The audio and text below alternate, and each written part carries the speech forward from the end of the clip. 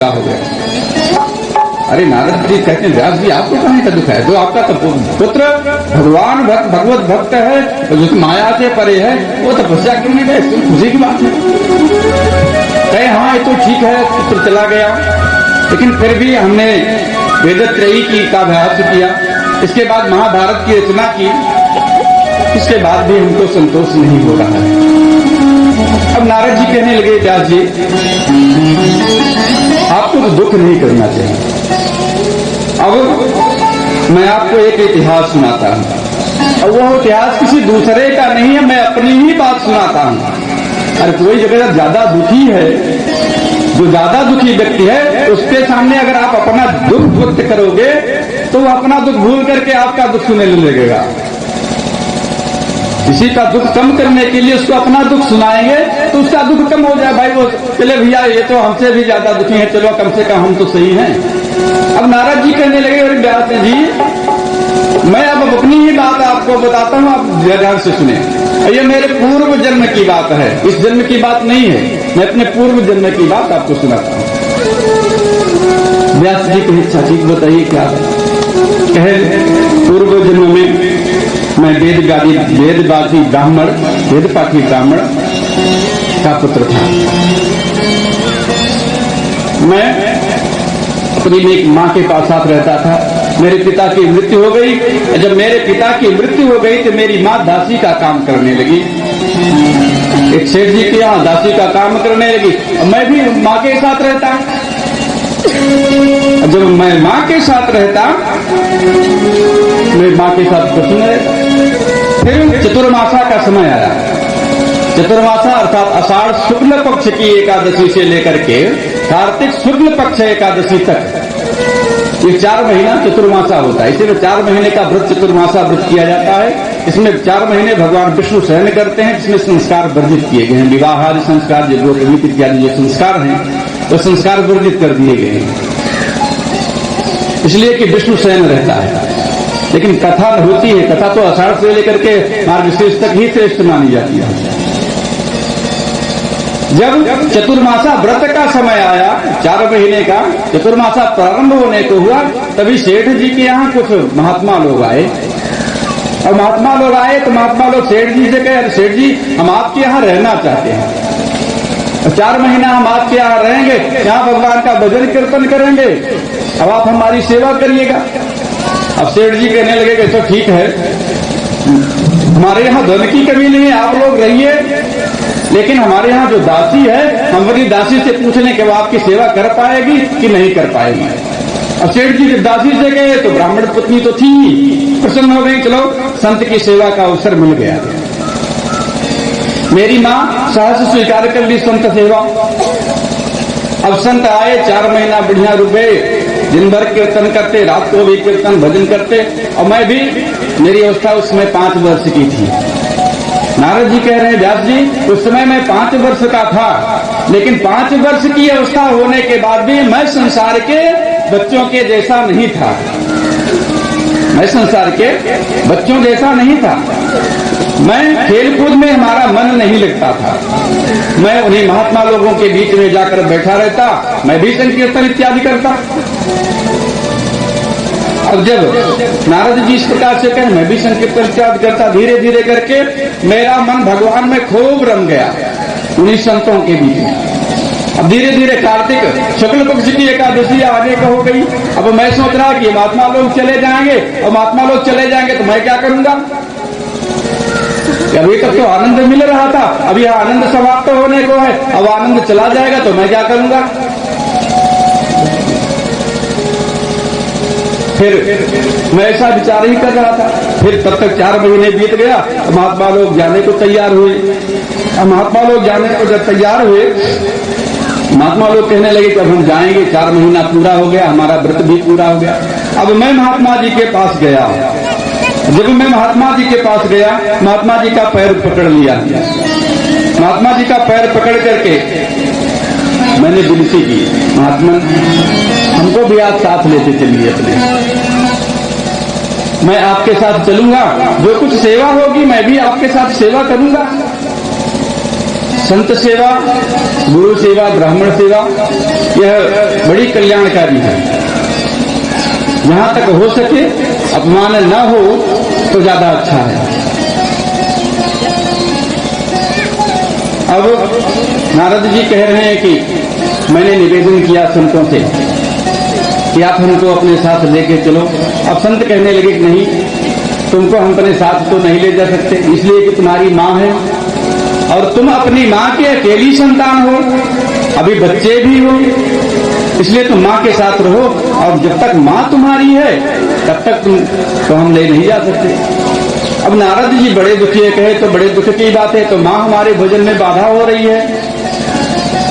पैर पकड़ दिया, अच्छा ठीक है साथ नहीं ले चल रहे हैं तो हमको कुछ उपाय बता दीजिए, हम वो मंत्र बता दीजिए, कोई हम जब तक करते रहेंगे। तो जब इस प्रकार से हमने उनसे निवेदन किया तो उन्होंने हमको चतुर्व्यूह मंत्र का उपदेश दिया। चतुर्व्यूह मंत्र का उपदेश दिया और जब चतुर्व्यूह मंत्र का उपदेश दिया हमको मंत्र मिल गया। जब मंत्र हमको मिल गया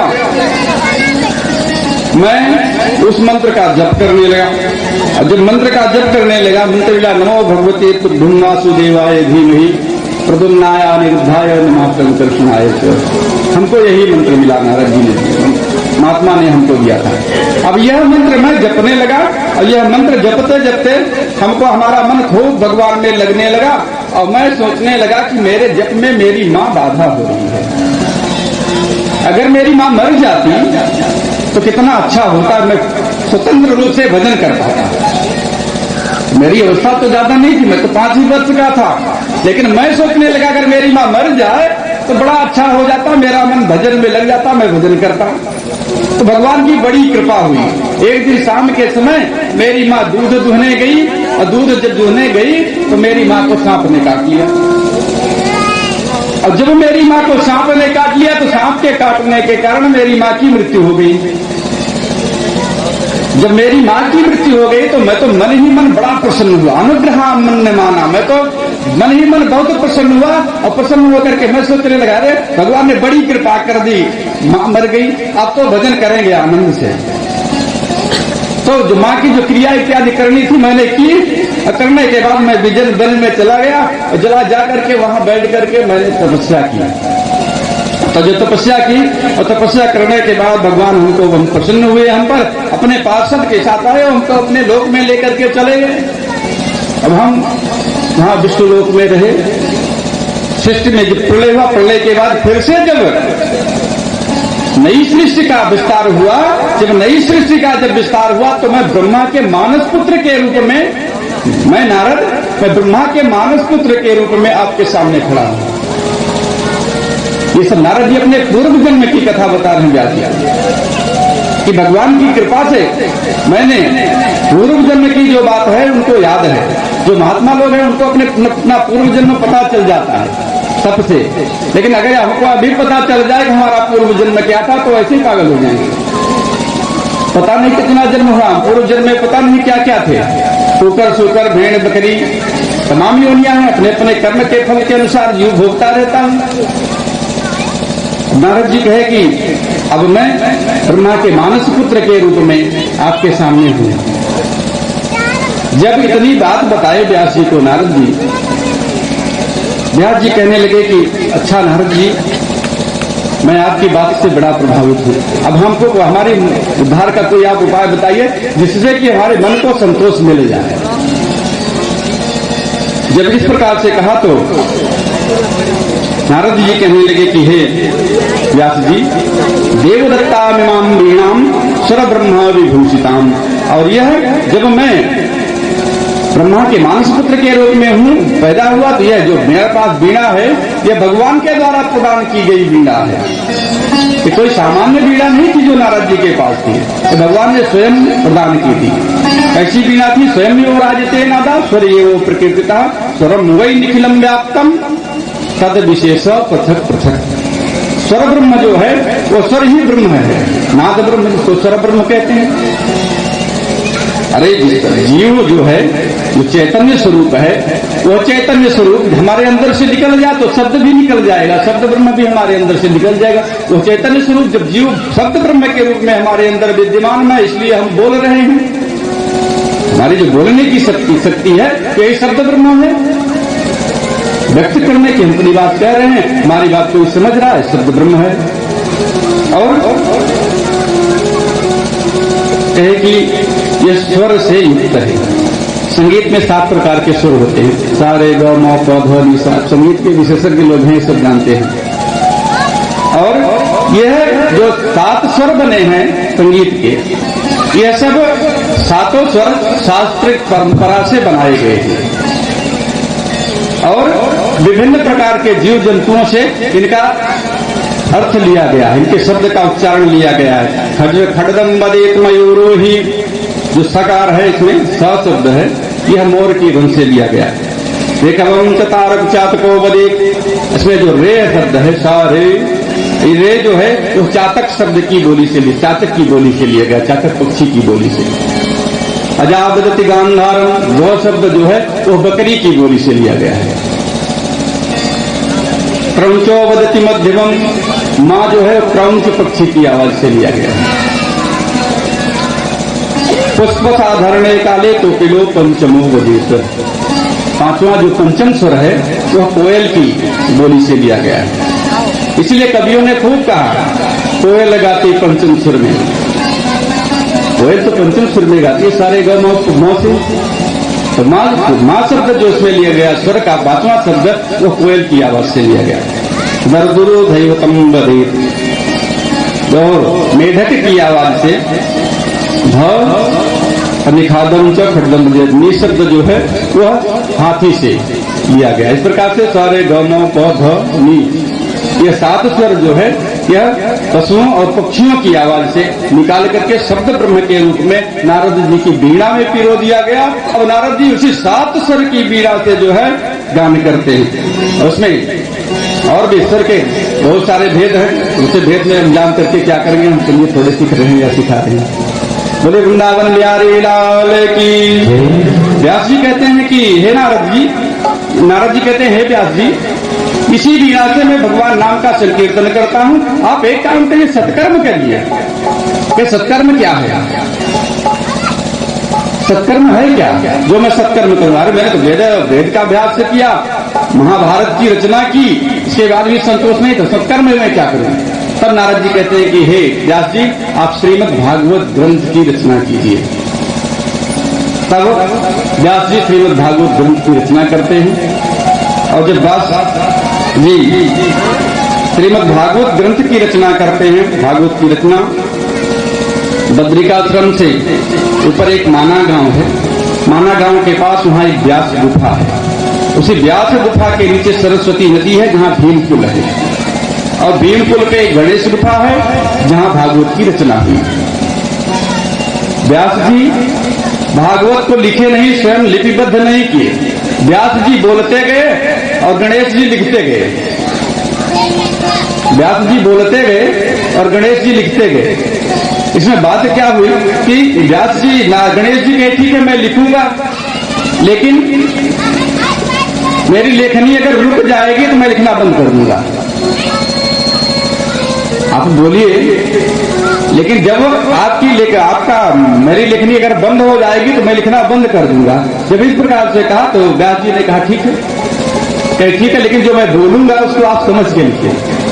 इसीलिए जो पंचम स्कंद षष्ठ स्कंद तक की जो कथा है बड़ी कठिन शब्दावली में है। पंचम स्कंद में तो 2-2, 3-3 लाइन में विराम में नहीं, गद्य सीधा बोलते चले गए व्यास जी। गणेश जी गद्य लिखते चले गए। श्लोक है ये नहीं है, कहीं कहीं श्लोक मिलता है पंचम स्कंद में, जड़भर चरित्र में। फिर आगे चल करके जब भगवान के चरित्र इत्यादि की कथा आई तो उधर कथा सरल हो गई। अब श्रीमद् भागवत की ग्रंथ की रचना सम्याप्रास आश्रम में किए। ग्रंथ तो रचना हो गई, लेकिन ग्रंथ की रचना हो जाने के बाद यह ग्रंथ पढ़े कौन? अरे भाई उनको ज्ञान है, हमारा ज्ञान कोई सुनने को तैयार हो तब तो ठीक है, नहीं तुम अपना ज्ञान लेकर के घूमते हैं, इसका मतलब क्या है? व्यास जी ने श्रीमद् भागवत ग्रंथ की रचना की। अब सोचने लगे कि मैं इसको किसको सुनाऊंगा। कौन इसका पात्र है उसको दिया जाए। अब शिष्य खोजने लगी कि कोई अच्छा शिष्य मिल जाता तो मैं इसको देता यह ग्रंथ, और वो इसका प्रचार प्रसार करता, इससे लोगों का कल्याण होता। अब ये सोचने विचारने लगे, खुद अब इनको कोई दिखाई नहीं पड़ रहा। फिर अपना पुत्र याद आया, फिर अब इससे अच्छा कोई शिष्य नहीं हो सकता। और कैसा शिष्य? आत्मा राम मुने निर्ग्रंथ उत्तम कुर्वंता हेतु की भक्ति मिथ्यम भूत गुणो हरि। आत्मा राम है। आत्मा राम जो व्यक्ति है, संत होते हैं, वो विधि निषेध से परे होते हैं, परमहंस कोटि होती है आत्मा राम। विधि निषेध अर्थात उनका यज्ञोपवीत संस्कार भी नहीं होता, वस्त्र इत्यादि भी नहीं पहनते, जहां रहते हैं जो भी मिल जाए, अच्छा मिल जाए तो भी खा लेते हैं, खराब मिल जाए तो भी खा लेते हैं। यह परमहंस कोटि की महात्मा है आत्मा राम। सुखदेव जी उसी कोटि में आते हैं, और जिनकी सारी ग्रंथियां खुल गई हैं। ग्रंथि से अर्थ यहाँ संग्रह परिग्रह की ग्रंथि। आज खाने के लिए है, कल खाने के लिए है नहीं है, कोई चिंता की बात नहीं है। आज तो मिला है, अरे जिसने पेट दिया है तो वह अन्न की व्यवस्था करेगा ही। जिसने पेट दिया है वो अन्न की व्यवस्था पहले ही करता है, इसलिए कि वह बच्चा पैदा होता है तो उससे पहले ही दूध की व्यवस्था कर देता है। उसके लिए कोई व्यवस्था करने की आवश्यकता नहीं। जिसने पैदा किया तो उसका कर्तव्य वह पालन करेगा। आप उससे सहारे होके तो देखिए पहले। अब मेरे ग्रंथी एक रुद्रमा है, इनको कुछ नहीं है। अब अगर हम सुखदेव जी को यह कथा सुना दे तो ठीक है। अब अपने शिष्य को, कुछ शिष्यों को बुलाए और शिष्यों को बुला करके 2-4 श्लोक जो है भागवत के याद करवा दिए। अब ऐसे तो सुखदेव जी आने वाले नहीं है भागवत की कथा सुनने के लिए, व्यास जी से पढ़ने के लिए। सुखदेव जी तो ऐसे आने वाले नहीं, इसलिए परम ज्ञानी है, परम चतुर। तो कुछ शिष्यों को याद करवा दिए श्लोक। अब उनके शिष्य जो है वही श्लोक गाने लगे, इधर उधर आने जाने लगे। जब गाने लगे, एक शिष्य उधर से गुजरा जहां सुखदेव जी थे, श्लोक बांटने लगा। बरहा पीड़म नटवर बपुः कर्णयो कर्णिकारम बिभ्रद्वासः कनक कशिपो वैजयन्तीं च मालाम रंध्रान वेणुर्धरसुदयः पूरयन् गोपवृन्दैः वृंदारण्यम स्वपदरमणम प्राविशद्गीत। अब इसमें भगवान के स्वरूप का वर्णन किया गया। हे बरहा पीड़म, भगवान के मोर का पंख लगा है। नटवर बपु, छोटा सा शरीर है। कर्णयो कर्णिकारम, कान में कर्णिकार अर्थात कनेल, कनेल के फूल की माला, फूल का कुंडल पहने हुए हैं। बिभ्रद्वासः कनक कशको, और जो वस्त्र पहने हैं वो रेशमी वस्त्र, पीला वस्त्र है। और गले में वैजयंतीं च मालाम, वैजयंती की माला धारण करते हैं। रंध्रान वेणु, अपने कमर में वेणु रखे। अधर सुदया, अपने होठ पर भी बंसी को रखे हुए हैं। पूर्यन गोप वृंदई, गोप वृंदों से परिपूर्ण है, सुसज्जित है। वृंदारण्यम सुपद रमणम, वृंदावन की पावन भूमि में रमण करते हैं। प्राविशद गीत कीर्ति, जिनका गीत, जिनका यश सारे संसार में फैला हुआ है। सुखदेव जी सुने इसमें, श्लोक तो बड़ा अच्छा है, इसमें स्वरूप का वर्णन किया गया भगवान को। ठीक है, स्वरूप भाई स्वरूप तो अच्छा है। अगर स्वरूप देख करके कोई मोहित हो जाए, रूप देख करके कोई मोहित हो जाए किसी पर, तो उसका गुण पता नहीं कैसा हो। आज प्रेम विवाह होते हैं, प्रेम विवाह सफल क्यों नहीं हो रही है? यही सबसे बड़ा कारण। रूप देख लेते हैं, गुण के बारे में पता नहीं है। अब जब गुण जानते हैं तो एक दूसरे से विक्षोभ हो जाता है। जब गुण जान जाते हैं तो एक दूसरे से तो टकराव होना ही होना है। अब सुखदेव जी कह रहे हैं कि अरे रूप तो अच्छा, लेकिन गुण स्वभाव पता नहीं कैसा है। चलो जाने दो। दूसरा शिष्य, तब तक दूसरा शिष्य आ गया। दूसरा शिष्य आया, वो दूसरा श्लोक बांटने लगा। अहोबतीयं स्तनकालकूटं जिगांसयापायदत्त साध्वी लेभे गतिं धातृचितां ततोऽन्यं तम्वा दयालुं शरणं व्रजेम। अरे अहो बकी, बकी नाम पूतना। अरे जिस पूतना ने भगवान को मारने के लिए अपने स्तन में कालकूट विष लगा करके आई, वही पूतना को भगवान ने क्या किया, धातुचिताम तपोन्यम, उसको धातुचिताम जो माता के समान गति प्रदान कर दी। किसको? पूतना को। जिस भगवान ने को मारने के लिए पूतना विष लगा करके आए कि विषपान करा दूं मर जाए, और उसी पूतना को भगवान ने, कृष्ण ने माता के समान गति प्रदान कर दी। और दयालु चरण ब्रज, हमारे संसार में कौन ऐसा है जो ऐसे दयालु के शरण में नहीं जाएगा? ऐसा जिसका दुर्भाग्य होगा वो जो भगवान कृष्ण की शरण में न जाए। जब ये श्लोक सुने सुखदेव जी तो अपनी गुफा से बाहर आए, बुलाए, अरे सुनो सुनो सुनो सुनो, है क्या बात है? ये श्लोक कहां से मिला तुमको? ये कहां से मिला श्लोक? कह रहे हमारे गुरुजी हैं, गुरुजी ऐसे ऐसे तो 18,000 श्लोक की रचना कर चुके हैं। 18,000 श्लोक है? हाँ। अच्छा, गुरुजी हैं कहाँ? पता चलिए हमारे साथ, हम गुरुजी से मुलाकात करवा देते हैं। अब व्यास जी अगर स्वयं गए होते सुखदेव जी से कहते कि यह ग्रंथ पढ़ लो, तो शायद सुखदेव जी कहते कि हमको इसकी आवश्यकता नहीं है। लेकिन आज सुखदेव जी के मन में जब जिज्ञासा हुई कि हाँ, हमको इस श्लोक सुनने के बाद जब भगवान के प्रति प्रेम उत्पन्न हुआ कि ऐसे ऐसे 18,000 श्लोक हैं, तो हमको इसको सुनना चाहिए क्या है। और जब जिज्ञासा उत्पन्न हुई आए, देखिए व्यास जी देखे सुखदेव जी को बड़े प्रसन्न हो गए कि आज पुत्र अपने आप चला। जिस पुत्र के पीछे मैं पीछे पीछे भाग कर जा रहा था, वही पुत्र आज अपने आप मेरे पास चला आया। अब व्यास जी सुखदेव जी को श्रीमद् भागवत कथा संपूर्ण रूप से पढ़ाते हैं और कथा, श्रीमद् भागवत की कथा यहीं से फिर प्रारंभ हो जाती है। थोड़ा सा भगवान नाम संकीर्तन कर लें, फिर कथा में आगे प्रवेश करें।